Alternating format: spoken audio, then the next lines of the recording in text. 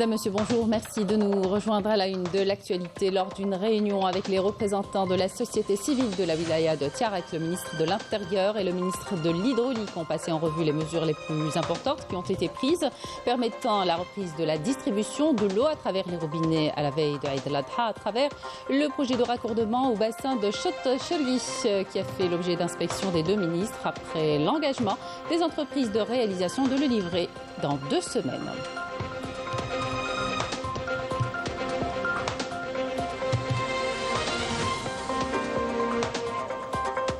Le gouvernement a appelé à concevoir une approche exhaustive pour une nouvelle stratégie de gestion portuaire eu égard à l'importance qu'elle revêt dans le soutien de l'économie nationale.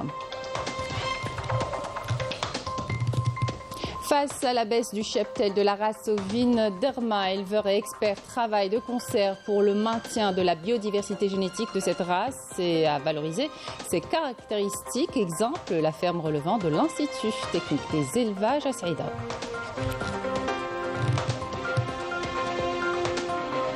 À l'étranger, énième nuit d'horreur dans la bande de Gaza où des dizaines de Palestiniens sont tombés en martyrs lors de raids et de bombardements sionistes visant 2 maisons dans les camps de Bouraïch et Nusayrat. Les dépouilles des victimes ainsi que de nombreux blessés ont été transportés à l'hôpital des martyrs d'Al-Aqsa. Bienvenue à tous. Le ministre de l'Intérieur et le ministre de l'Hydraulique étaient hier, vous le savez, à Tiaret en visite de travail sur instruction du président de la République lors d'une réunion avec les représentants de la société civile. Ils ont passé en revue les mesures les plus importantes qui ont été prises, permettant la reprise de la distribution de l'eau à travers les robinets à la veille de Eid al-Adha, à travers le projet de raccordement au bassin de Chott-Chergui qui a fait l'objet d'inspection des deux ministres, après l'engagement des entreprises de réalisation de le livré dans 2 semaines. Mred a annoncé la mobilisation de plus de 100 camions-citernes pour assurer la fourniture de toute la population en eau avec équité en permanence en attendant la réception des projets dans les prochains jours. Gestion portuaire, on en parle ce matin, des points traités lors du dernier Conseil des ministres. Le gouvernement est appelé à concevoir une approche exhaustive pour une nouvelle stratégie de gestion portuaire eu égard à l'importance qu'elle revêt dans le soutien de l'économie nationale. Parmi les éléments de cette stratégie, réduire la pression sur le port d'Alger en dirigeant une partie du trafic maritime des navires de commerce vers tous les ports du pays. Malika Belel.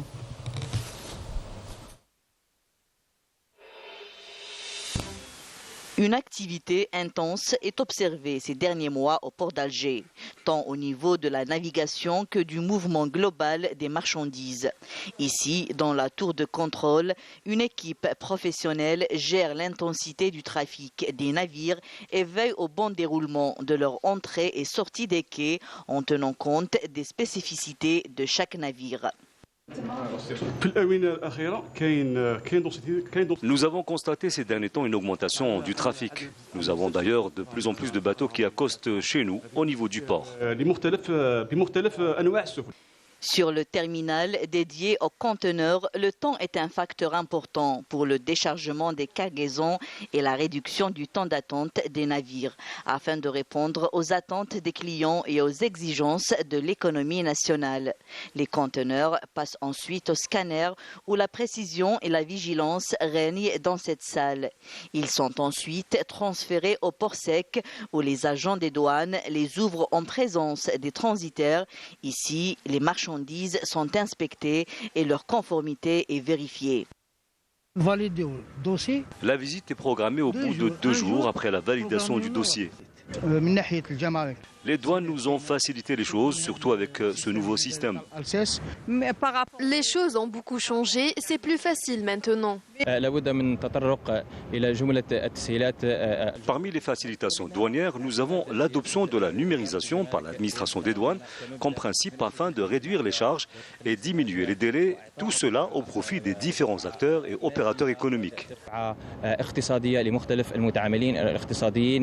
L'entreprise du port d'Alger travaille à améliorer ses services et à aménager les quais pour répondre à l'augmentation du trafic. Les travaux sont financés par l'entreprise des services portuaires Serport. Après la réception de ces quais et de ces terrains, il y aura une réduction significative du temps d'attente des navires en rade d'Alger. Et nous augmenterons également la capacité de stockage au port.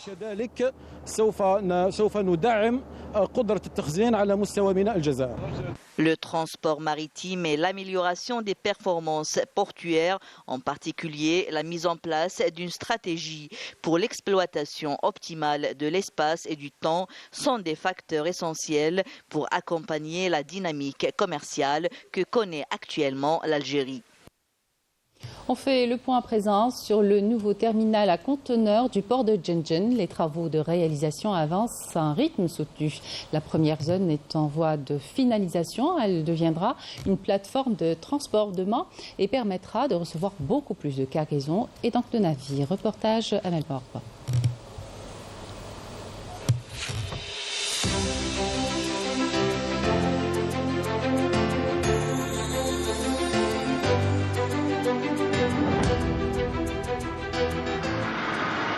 Vous le voyez derrière moi, les travaux s'accélèrent pour la livraison dans les plus brefs délais de la première zone du terminal à conteneurs du port de Djendjen. Très attendu, le parachèvement du projet du terminal à conteneurs du port de Djendjen, plus grand port d'Algérie, permettra d'absorber un volume important du trafic conteneurisé. Actuellement, nous avons entamé l'achèvement de la première zone. C'est une zone sur un linéaire de quai de 322 mètres, pouvant faire accoster des navires jusqu'à 6000 UVP. Actuellement, nous avons avec un taux de réalisation de plus de 56%. Nous avons un objectif, l'achèvement de ce projet avant la fin du mois de juin, Inch'Allah.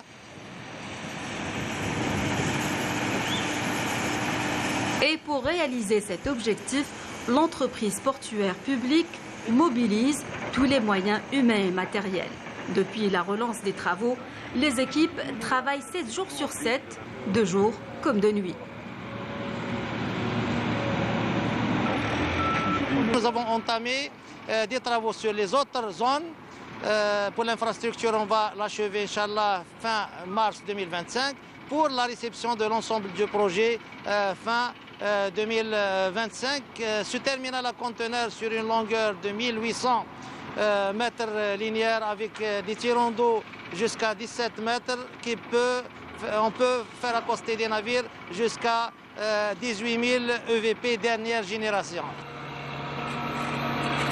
La réception de ce terminal à conteneurs permettra d'accueillir les plus grands navires du monde, ce qui va booster davantage l'économie nationale. Sur le terrain, les visites des pouvoirs publics et des responsables de l'entreprise portuaire publique s'enchaînent pour constater l'avancement des travaux. Avec ce terminal à conteneurs, premièrement, l'Algérie peut avoir le rôle de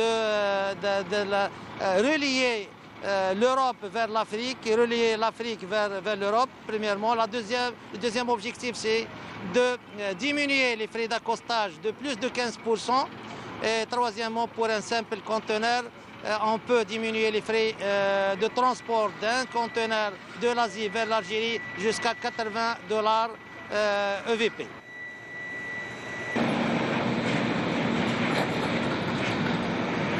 Autre projet d'envergure, l'achèvement des travaux de la pénétrante autoroutière reliant le port de Djendjen à El Ulma. Le projet de la pénétrante de Djendjen Alma qui va relier le port de Djendjen à l'autoroute est-ouest au niveau de l'Alma sur 110 km. Actuellement, nous sommes au point de départ à l'intérieur des ports, là où il y a les travaux de viaduc des ports, qui est le taux d'avancement qui est de l'ordre de 69%. Des projets colossaux qui visent à assurer un flux de marchandises plus rapide et une gestion efficace des opérations d'exportation hors hydrocarbures. Le signal de départ du premier navire algérien d'inspection de la pêche au thon rouge dans les eaux internationales a été donné hier au port d'Alger. Il s'agit du Green Belqasem, premier navire à avoir reçu cette autorisation. Sa mission, s'enquérir du respect par les navires de pêche des normes de préservation du thon et des quotas. Naïm Al-Walish.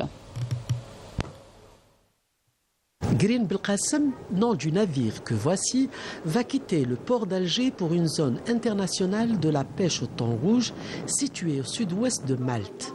Avec à son bord des scientifiques, des contrôleurs, l'Algérie, et c'est une première, aura au même titre que les pays du pourtour méditerranéen à inspecter via ce navire les thoniers qui pêchent dans cette zone.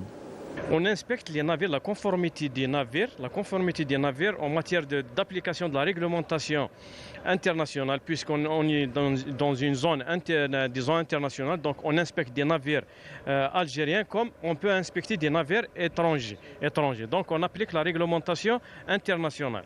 Donc la conformité, la réglementation, on applique la conformité soit en mode de pêche, de transfert de cette espèce et de paperasse. Ouverte le 23 mai dernier pour une période de 45 jours, la pêche au thon rouge est scrupuleusement encadrée par la Commission internationale des thonidés qui vient d'ailleurs de revoir à la hausse le tonnage algérien, passant ainsi de 2023 tonnes l'an dernier à 2046 cette année. Il est le premier de son genre en Afrique et dans les pays arabes.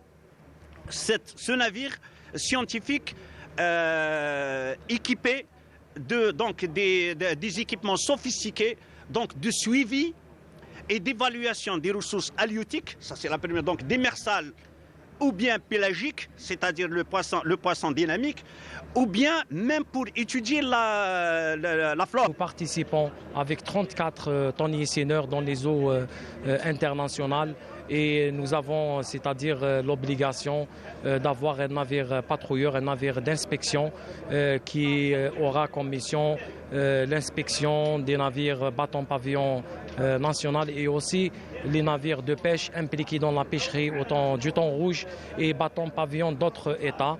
Nos navires sont inspectés dans les années précédentes par des navires d'inspection étrangers. Et cette année, ça nous fera une première fois pour l'Algérie d'avoir cette occasion et de participer pleinement dans le schéma d'inspection de l'ECAT. La présence de ce navire de contrôle dans la zone internationale de la pêche au thon rouge est cruciale, d'autant que cette pêche apporte 27 millions de dollars dans cette activité hors hydrocarbures. Face à la baisse du cheptel de la race ovine, Al-Hamra, appelé également Derma, éleveurs et experts travaillent de concert pour la préservation de cette race et à valoriser ses caractéristiques génétiques. Exemple, la ferme relevant de l'Institut technique des élevages à Saïda, qui a pour mission d'assurer la reproduction et l'élevage de cette race endémique des hauts plateaux de l'ouest du pays. Rina Lorari. Située dans la commune de Ain Lahjar à Saïda, cette ferme relevant de l'Institut technique des élevages joue un rôle important dans la préservation d'une race ovine rare, Al-Hamra, également connue sous le nom de Derma. Une race aujourd'hui en voie de disparition. Face à cette menace, la ferme s'est investie dans un programme de conservation intensif dédié à la reproduction et à l'élevage de cette race endémique des hauts plateaux de l'ouest du pays. C'est une race connue pour son adaptation au milieu stépique. Elle a des besoins alimentaires faciles à satisfaire. Elle demande moins de soins et de dépenses. C'est un animal ou bien c'est une brebis de petite taille, petit format, avec la tête et les pattes de couleur acajou foncé et la laine blanche. Elle est connue aussi par ses qualités bouchères, une bonne conformation avec un gigot petit et arrondi, une ossature fine et la qualité supérieure de sa viande. Ce qui lui a valu dans le temps une grande réputation sur le marché nord-méditerranéen. La préservation de cette espèce ne repose pas uniquement sur la passion des éleveurs. Un travail acharné est mené pour assurer le bien-être et la bonne santé des moutons rouges afin de garantir leur aptitude à la reproduction. Ce programme consiste au suivi de croissance des agneaux. Dès la naissance, en faisant des pesées tous les 21 jours. Après le sevrage, nous faisons des pesées mensuelles, chaque mois. De 6 à 7 mois, on élimine les CJ qui n'ont pas atteint le poids voulu, qui est de 30 à 40 kilos. À 20 mois, on réalise plusieurs mensurations. Par exemple, le hauteur au garrot, la longueur totale, le tour de poitrine, la profondeur de poitrine. Les sujets sélectionnés, on introduit après cette réalisation dans un programme qui est le programme de l'entraînement pour la menthe, pour déterminer le géniteur lequel on peut introduire le processus de l'insémination. On a entamé un programme de sélection de géniteurs depuis 2009 à ce jour. L'objectif de ce programme, c'est bien de produire des géniteurs sélectionnés qu'on doit distribuer aux éleveurs de race Hamra de la région, les éleveurs du berceau de la race. Le berceau comporte 4 wilayas, Naama, Al-Biyad, Saïda et Tlemcen. Grâce aux efforts soutenus des éleveurs et des experts visant à maintenir la biodiversité génétique et à valoriser les caractéristiques de ces moutons uniques, la race Al-Hamra trouve un nouveau souffle assurant la pérennité et la survie de cette espèce exceptionnelle.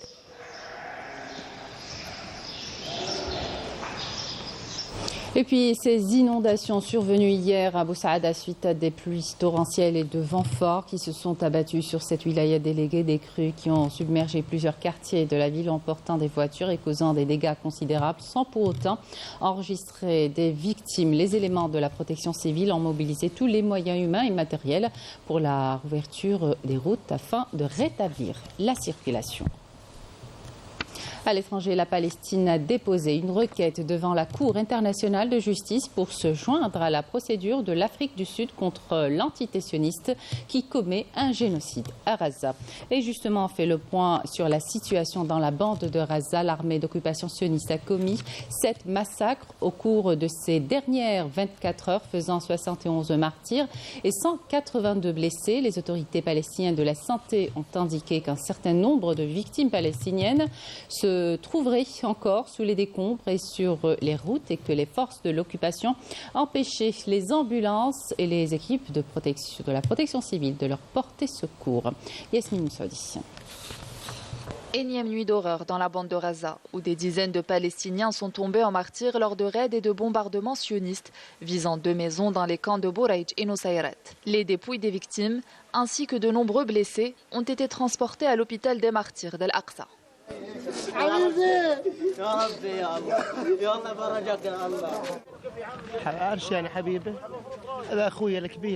Mon frère est tombé en martyr, c'était mon repère, mon bras droit. J'aurais préféré que ce soit moi. Sa fille Hanin était comme ma fille.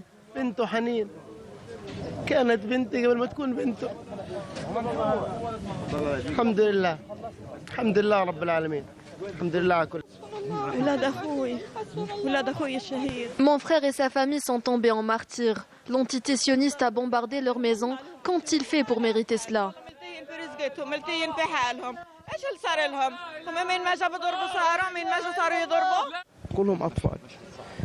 Après ces bombardements dévastateurs qui ont frappé de plein fouet plusieurs régions de l'enclave palestinienne, l'atmosphère lourde de tristesse et chargée de colère est accentuée par les pleurs déchirants des familles endeuillées. Comme ce père qui fait ses adieux à son bébé tombé en martyr. Des images qui témoignent de la profonde douleur et du chagrin insupportable que les Palestiniens endurent depuis près de 8 mois. Ma fille n'a que 4 mois, ce n'est qu'un bébé. Pourquoi l'entité sioniste vise principalement les enfants quand il fait de mal?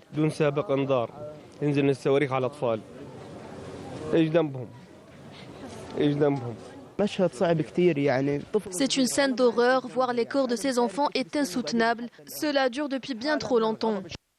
De son côté, la défense civile a annoncé la récupération de 70 corps et l'évacuation de nombreux blessés à Jabalia, soulignant la grave pénurie d'équipements et de machines qui entravent son travail. Le bilan de l'agression génocidaire sioniste contre la bande de Gaza s'alourdit de jour en jour. Il a dépassé les 36 000 martyrs et près de 82 000 blessés. Au moins 70 000 personnes sont portées disparues, présumées mortes sous les décombres de leur maison. 12 personnes sont mortes en Afrique du Sud dans les provinces de la côte Est ouverte sur l'océan Indien dans des inondations provoquées par de fortes précipitations accompagnées de vents forts. Plus de 2000 personnes ont été évacuées. Les autorités ont lancé un appel aux dons. Alerte rouge lancée par l'Institut géologique américain après l'entrée en éruption du volcan le plus actif d'Hawaï, une éruption qui pourrait durer de quelques heures à quelques jours. Les autorités surveillent de près le volcan à la recherche de signes d'activité croissante ou décroissante.